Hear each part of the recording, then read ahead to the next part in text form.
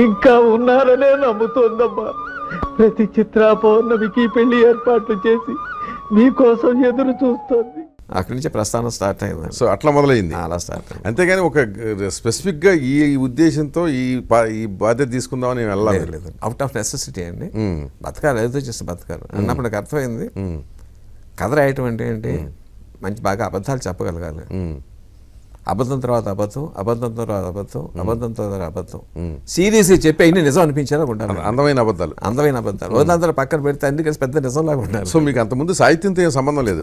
ఏ novels అవటం అయితే తప్ప ఈ యాంగిల్స్ ఎప్పుడు ఏమీ లేదండి, ఏమీ లేదండి. సో అవసరం నేర్పింది మీకు? అవసరం నేర్పింది అన్నయ్య దగ్గర నేర్చుకున్నానండి. అప్పుడు సీటీలో వస్తానండి, సలీం జావేద్ సినిమా చూసి నేర్చుకున్నాను. షోలో ఇంకెన్నిసార్లు చూసి నాకు లెక్కలేదండి. ఓకే.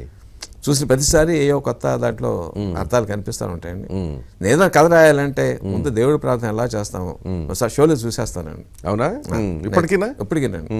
నేను చేసే కథానికి ఏమీ సంబంధం ఉండదండి. బట్ చేసి చూస్తే మనసు ఛార్జ్ అవుద్దండి. ఆ ఛార్జ్ జనరేషన్ నుంచి కొత్త థాట్స్ జనరేట్ అవుతూ ఉంటాయి.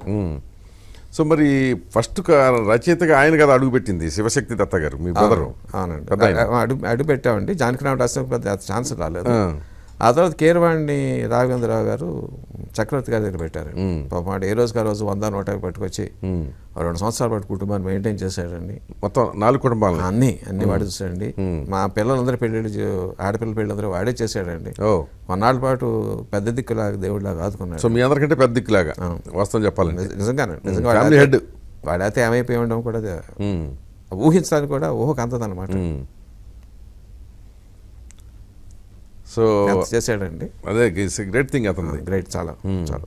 మనిషి కూడా చాలా కూల్గా ఉంటాడు. చాలా ఉత్తముడండి మనిషి, చాలా ఉత్తముడండి. కానీ మీ బ్రదర్ సక్సెస్ కాలేదు అనే ఒక ఫీలింగ్ ఏదో ఉన్నట్టుంది మీలో. న్యాచురల్గా ఉంటుంది కదా, సహజం కదా. ఎందుకంటే అంత టాలెంట్ ఉండి కూడా చాలా సహజం. ఏదో రోజు రాకపోద్దా, ఆ టాలెంట్ గుర్తించి రాకపోతారని. నాకే ఏదైనా టాలెంట్ ఉందే ముందుగా మా అన్నయ్య అండి. స్టోరీ ఏం టాలెంట్ ఉన్నా ఫస్ట్ గురువు. ఆ తర్వాత కైకాల నాగేశ్వరరావు నన్ను పిలిచి ఆదర్శ కుటుంబం నాగేశ్వరరావు సినిమా వచ్చింది.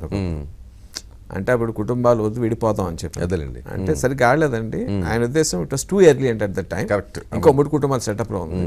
ఇప్పుడు న్యూక్లియర్ ఫ్యామిలీస్ వచ్చేసినాయి. ఇప్పుడు మెసేజ్ బాగుంటుంది, దాన్ని బేస్ చేసి రాయమంటే బంగారు కుటుంబం రాశాను. అది నా ఫస్ట్ ఇండివిజువల్ పేరు అండి. ఓకే. అంతకుముందు మీరు ఇద్దరు కలిసి దత్తా బ్రదర్స్ ఏమీ లేదండి. రాఘవేంద్రరావు రెన్యూవర్ అలాగే, but not enamoured by that name. Okay. So ఇండివిజువల్గా అనేది బంగారు కుటుంబం.